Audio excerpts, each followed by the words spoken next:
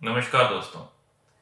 आज हम sterilization process के बारे में बात करेंगे। स्टरलाइजेशन प्रोसेस मतलब कोई ऐसा ऑपरेशन जिसमें कि गर्भ धारण वाली परेशानी हमेशा के लिए खत्म हो जाए। ये क्या होते हैं? मेल्स में होते हैं, फीमेल्स में होते हैं, किस तरीके से किए जाते हैं और किस में करने से ज्यादा फायदा है। स्टरलाइजेशन प्रोसेस यानी कि वासेक्टमी जो कि मेल्स में की जाती है या ट्यूबेक्टमी जो कि फीमेल्स में की जाती है, ऐसे प्रोसीजर्स हैं जिनसे कि प्रेगनेंसी को अवॉइड किया जा सकता है, अनवांटेड प्रेगनेंसीज को अवॉइड किया जा सकता है बिना किसी मेडिसिन के या फिर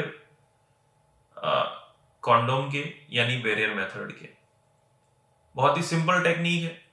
जहां से आपके स्पर्म्स आ रहे हैं या जहां से ओवा आ रहा है, एग आ रहा है, उसको कट करके बांध देते हैं, लाइगेट कर देते हैं और इससे आपका जो अनवांटेड प्रेगनेंसी है उसको अवॉइड किया जा सकता है। इंडिया में 2014-15 का जो स्टैटिस्टिक्स है, डाटा है, वो बताता है कि 4 मिलियन के लगभग स्टरलाइजेशन प्रोसेस हुए हैं, जिसमें वेसेक्टमी तो केवल 1 लाख हुई है और बाकी सारे के सारे ट्यूबेक्टमीज हुए हैं।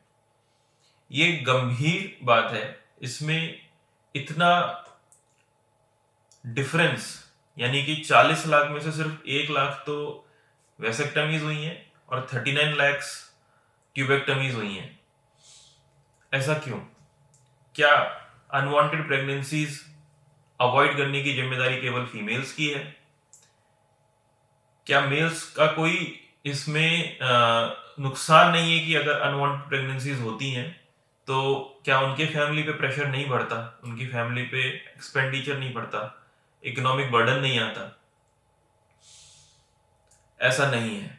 मेल्स पे भी इसका उतना ही दबाव होना चाहिए जितना कि फीमेल्स पे है। बट फिर भी क्योंकि प्रेगनेंसी को फीमेल से रिलेट किया जाता है तो स्टरलाइजेशन को भी फीमेल से ही रिलेट कर दिया जाता है इंडिया में।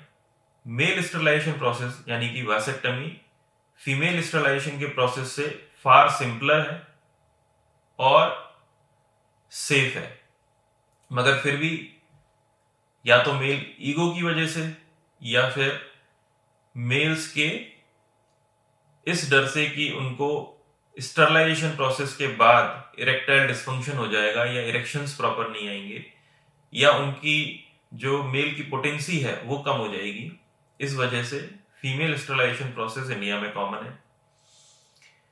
वैसेक्टमी एक बहुत ही सेफ प्रोसेस है। इसमें कोई इरेक्टाइल डिस्फंक्शन जैसी प्रॉब्लम्स नहीं होती हैं। इरेक्टाइल डिस्फंक्शन या पोटेंसी उतनी की उतनी ही बनी रहती है जितनी की स्टरलाइजेशन प्रोसेस यानी वैसेक्टमी से पहले होती है।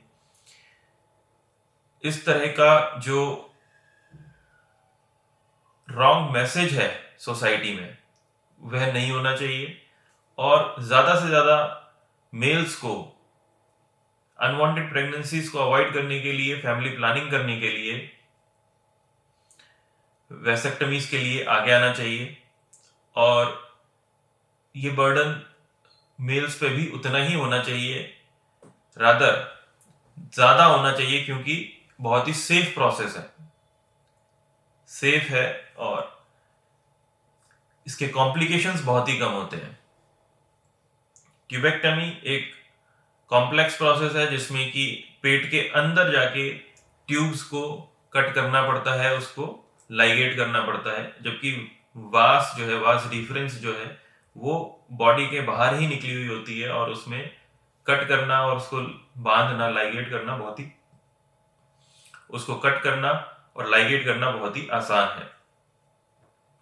तो दोस्तों, इस वीडियो से मैं आपको ये एजुकेट करना चाहता हूं कि अगर किसी को भी स्टरलाइजेशन प्रोसेस की मदद से अपनी फैमिली प्लानिंग करनी है तो आगे आए, मेल्स भी आगे आए, जिससे कि वैसेक्टमी हम कर सकें और एक ट्यूबेक्टमी से बच सकें।